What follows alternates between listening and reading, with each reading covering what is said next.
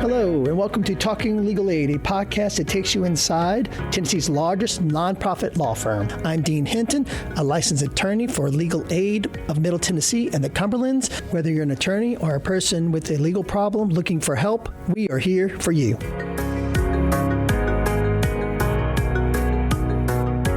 Today on Talking Legal Aid, we will talk about the Volunteer Lawyers Program, what the Volunteer Lawyers Program is, who it's for, and how to get involved. We're in the studio today with Jordan Stringer, the head of the VLP program. VLP is the Volunteer Lawyers Program for legal aid. Jordan, thanks for coming into the studio today. Really glad to have you. Yeah. Hey, let's just start off by talking about what the Volunteer Lawyers Program is. What is it? Yeah, that's a great question, Dean, and it's great to be here today. The Volunteer Lawyers Program is the pro bono arm of legal aid of Middle Tennessee. And by that, I mean, we are the unit within legal aid where we are not providing direct legal services in the way that other attorneys like you at our firm do. Instead, what we do is we are connecting lawyers from the community in our 48 county service area to meet with clients who otherwise would not be served by our organization because we don't have the capacity. In our service area, there's about one legal aid lawyer per 12,000 eligible people. Right. So these are people who are living at or near the poverty line in Middle Tennessee. That's the ratio we're working with. Legal aid could never be in a position to hire enough staff to meet all of those people in the area. But what legal aid can do, and what we do through our Volunteer Lawyers Program, is we go out in the community, we recruit lawyers to come provide those services to our clients. We provide them with professional liability insurance. We provide them with training. We provide them with CLE credits for their time. And then it's really up to us to go out there and find new opportunities for folks in the community to really get involved. And that can be lawyers, that can be paralegals, that can be law students. But within the Volunteer Lawyers Program, we have a lot of flexibility to really find opportunities that are suitable for a variety of lawyers. Right now, as we sit here today, this is the summer of 2026. How many lawyers are involved in the program? Yeah, right now we have about 400 lawyers that are involved in our program. Okay. Yes, 400. And we're proud of that. We've increased our program size every year for the last 4 years. In other words, our program has added attorneys every year. Last year, in fact, we just had the most attorneys from the Nashville area that have ever volunteered with our program before actually happen in 2025. So we have about 400 lawyers. We are really always trying to make our program accessible for lawyers, and we're always trying to add to our program. So we are comfortable with lawyers coming and volunteering at one clinic a year. We're comfortable with them obviously coming and volunteering at every clinic a year. We're willing to give them cases to work on if they want to work on cases on their own time. But we really try to make ourselves available to lawyers so that when they are ready to get involved, legal aid is going to be one of the first organizations they call. You mentioned the word recruit. Yes. You mentioned that a minute ago. When you say recruit, how is legal aid recruiting attorneys? The way we recruit principally is we go out in the community, we schedule lunch and learns with law firms and organizations and bar associations in the area, and we go out there and we talk to people. We tell them about the work we're doing. We tell them how the mission of legal aid is to help our clients secure for themselves the basic necessities of life. We tell them what the need is. We tell them what the potential impact is, right? And then we show them where we post cases on our website. We show them how they can sign up to volunteer on our website. And then we try to make sure that we keep those relationships fresh. So for us, it's really just showing up, getting the message out there to people, and then staying consistent with the events we do in the community every month so that the lawyers can can know that if they're available on, let's say, the first Wednesday of a month, they can then know that we are going to be at the Bordeaux branch of the Nashville Public Library for 2.5 hours that evening, meeting with as many as 30 clients during that time for our regular monthly clinic. For us, it's getting the message out, but then it's really demonstrating through action and a sustained commitment to the community that we are an organization worth putting their time and trust into. When you present to law firms, sole practitioners, whoever, is there anything that you find is more persuasive than anything else that you might say to them? I've learned a lot about that. I think so much of pro bono work is being intentional on the front end with figuring out what your volunteers are looking for. When I started, I had my own bias that I took into it as a lawyer, where I never really approached pro bono activities so that I could network with other lawyers or so I could hang out with other lawyers. I always did it really because I appreciated the work. I wanted to get involved, and it was really more about the work. What I've learned coming into it is that my view coming into legal aid was way too narrow. What I see among our lawyers is that many of our lawyers want to volunteer because they want to get involved with other lawyers, and so they can get involved in their bar association, so they can meet people outside their practice areas. People are working remotely a lot more. They have hybrid work arrangements. What I increasingly pitch pro bono as to lawyers is a way, one, to develop a robust professional network that will help build your external profile outside of your immediate professional practice. Two, what you're really able to do is to give back and make the impact that I talked about earlier, because the need is just so great. It's really come volunteer. You're going to be hanging out with lawyers, and then also volunteer because you're going to be doing great work for an organization. And then really, if there's a third thing that we use when we're pitching lawyers, is that doing pro bono work is good for your mental health. It's good for your sense of purpose as a lawyer. I think it's good to represent the private bar well with folks. I tell our lawyers, when you sit down and talk to a client, keep in mind that you are not just representing that client or representing yourself to that client.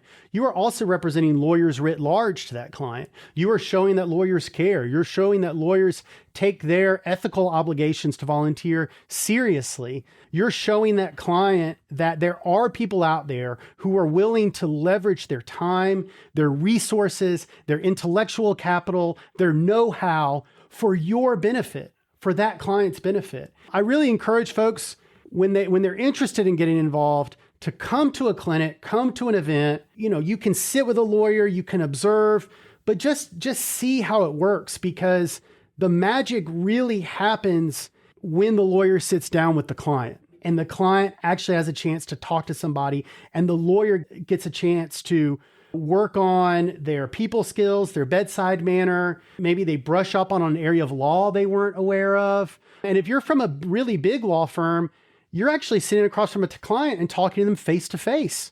That's not an opportunity you get at most big law firms. So we do pitch at that professional development aspect, the mental health aspect, the networking aspect, the fact that it's just good work at the end of the day, it's impactful work.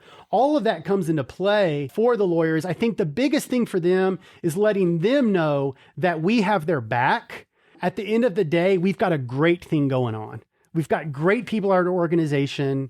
We've got a lot of offices. We've got a lot of events that are already ongoing. It's really about plugging in when it's most convenient for you.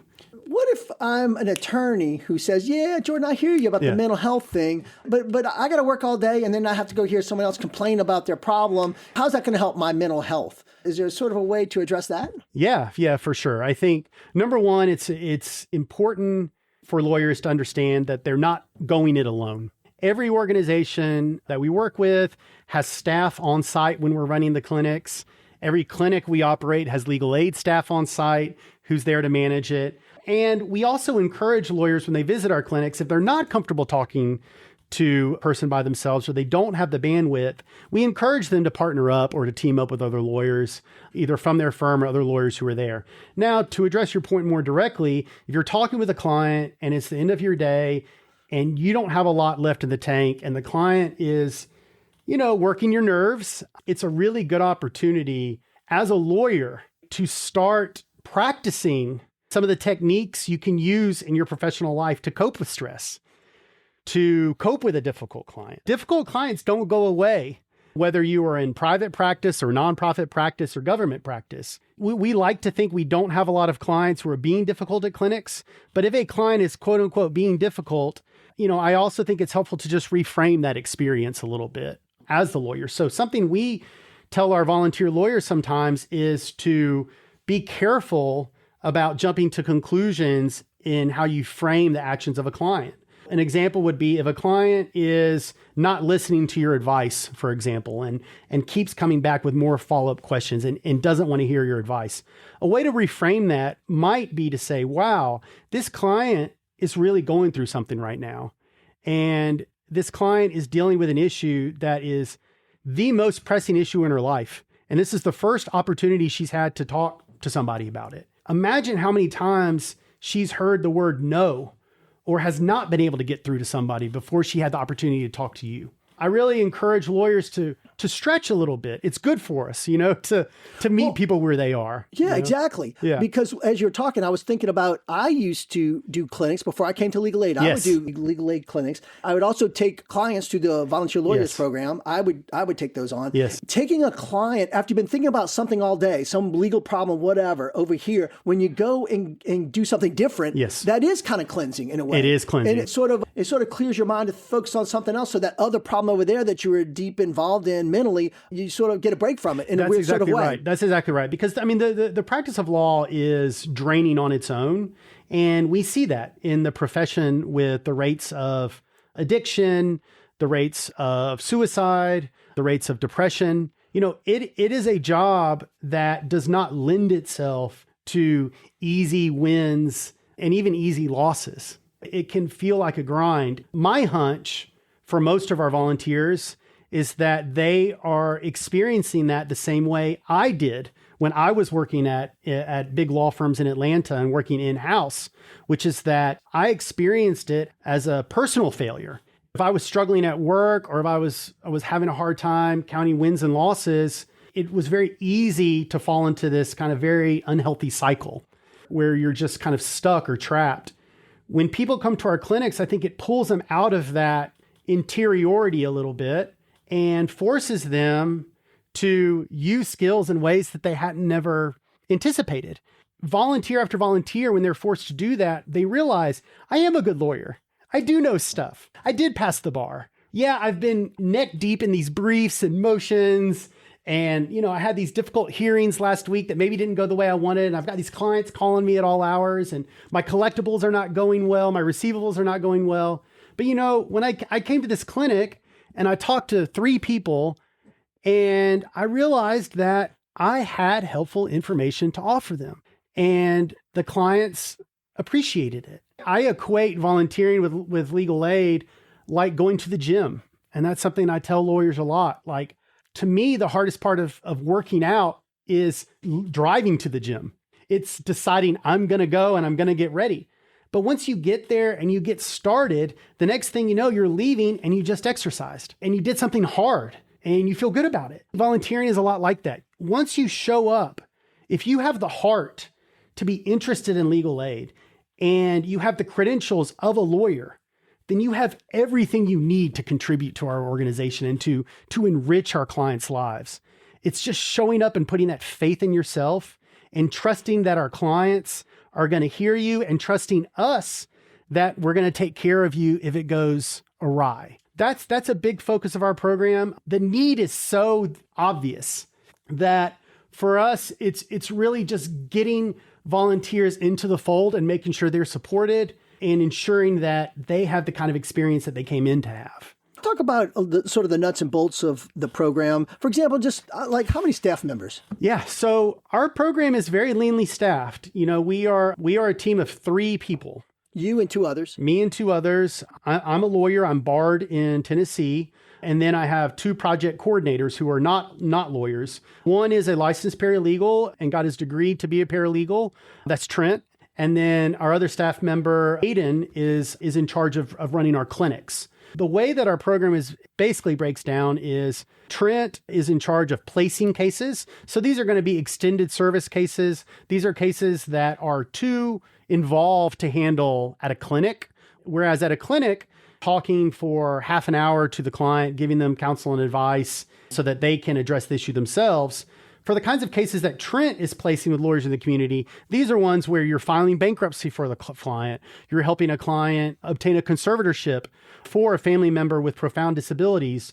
You're helping clients navigate orders of protection hearings. You're helping clients navigate consumer debt issues or helping them prepare powers of attorneys and wills. Trent is really focused on placing those cases, helping our clients navigate that process. And then our other project coordinator, Aiden, he's in charge of all of our clinics and outreach activities. Aiden is going to be running our clinics that we put on every month. We do between 8 and 10 every month that we put on. He's also going to be helping with a lot of the outreach activities. It might be going to the event that even you and I were discussing before the podcast this weekend, to table at the event, to get the word out about legal aid. But that's really how we break down. We're very leanly staffed. That's one of the reasons why we rely on so many lawyers. We really rely heavily on law firms in Nashville as well to kind of push things across the finish line.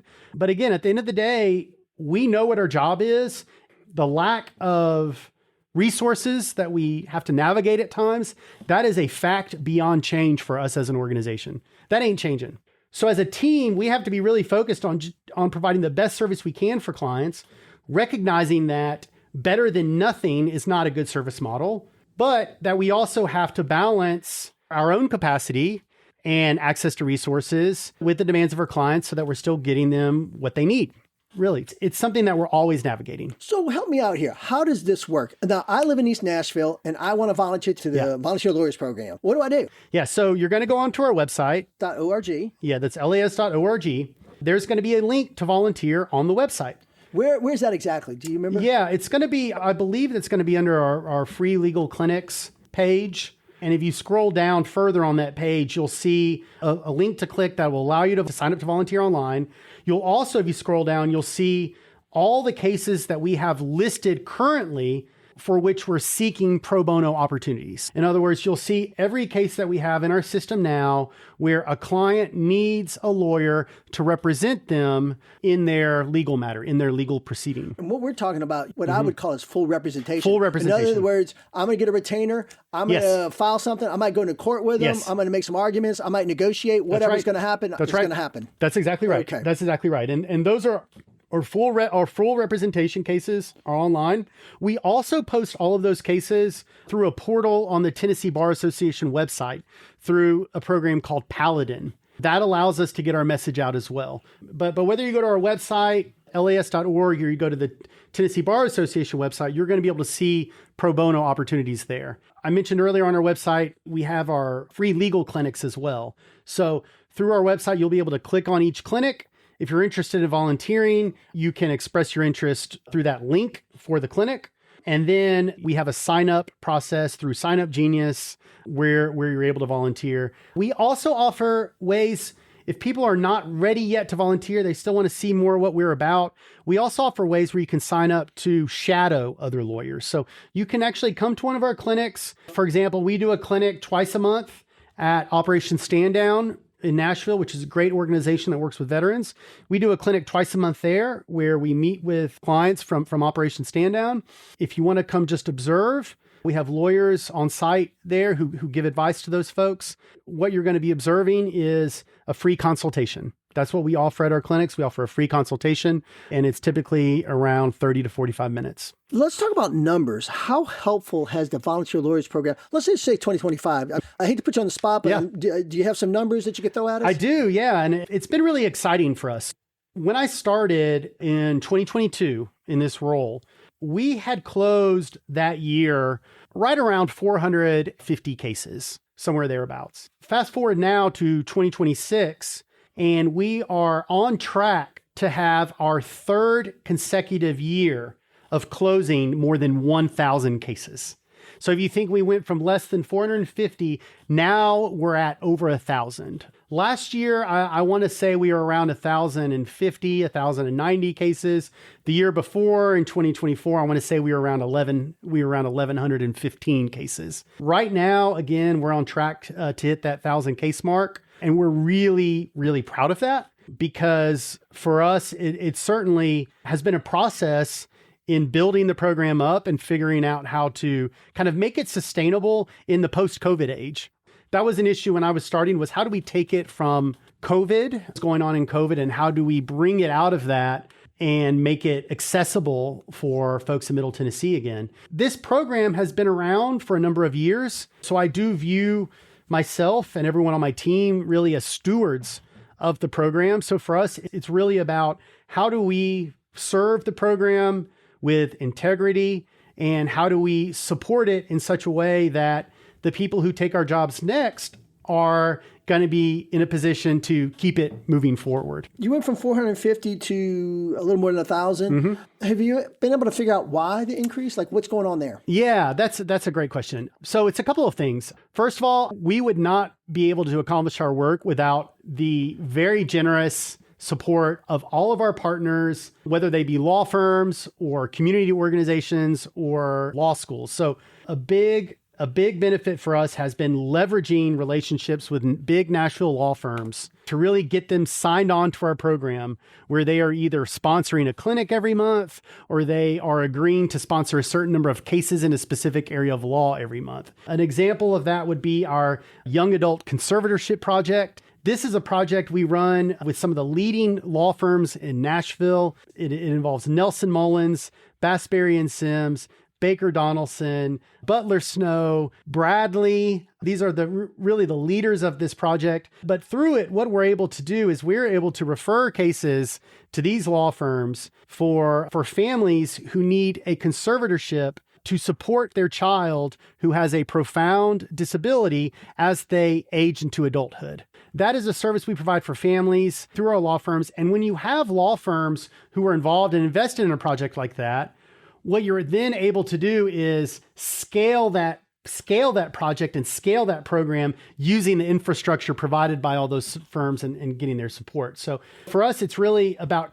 finding a critical mass, getting in other words, enough lawyers involved in a specific area, and then building it off of that. For clinics, we've really leveraged the libraries all around Nashville. They've been huge for us. We are in the Bordeaux Library. We're at the Edge Hill Library. We're at the Main Library. We're at the Southeast Branch Library in Antioch. All of these places have really become hubs for us to provide services. And most recently, as a really good example of the kind of momentum our program has, we were able to open a clinic at the Pruitt Library branch with the support and very generous sponsorship of Bassberry and Sims, where now it is the library, it is Bassberry and Sims, and it's legal aid, all of us working together in the Sudacum housing development where the library is. Once a month, we are there, we're meeting with clients for 2 hours, and we're kind of meeting them where they are. Now, through our volunteer lawyers program,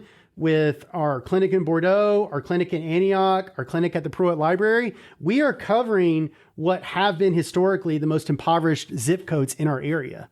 For us, growing our program was really about figuring out what our clients needed and where they were located, and then going out and meeting them where they are. And instead of saying, hey, we really want to do these types of cases, it was figuring out what types of cases do our clients need help with. And what we realized is that our clients need these clinics where they can get consultations. Our clients need help with bankruptcies. They need help with estate planning documents. They need help with orders of protection. They need divorces, conservatorships, evictions. Right? Evictions. These are all things they need. So for us, it was about, okay, identifying those needs and then working with the libraries, working with folks like the Mercy Clinic in Williamson County, working with reentry programs. Men of Valor is the one I was trying to think of. Identifying all those folks and bringing them into our fold, and then figuring out, okay, we have this huge need out in the community. How can we work together to meet it? Once you open yourself up and you approach it with that kind of flexibility, it becomes a lot easier to build a program that is actually responsive to the client's needs. I'd like to thank Jordan for coming into the studio today to talk about the Volunteer Lawyers Program. In our next episode, Jordan and I will continue talking about the Volunteer Lawyers Program by finishing our discussion on clinics, talking about who VLP clients typically are, and what the future of VLP is going to be. All that next time on Talking Legal Aid. Thank you for listening to this episode of Talking Legal Aid. I'm your host, Dean Hinton. Legal Aid of Middle Tennessee's website is las.org, and the podcast website is legalaidinaction.buzzsprout.com. Don't give up hope.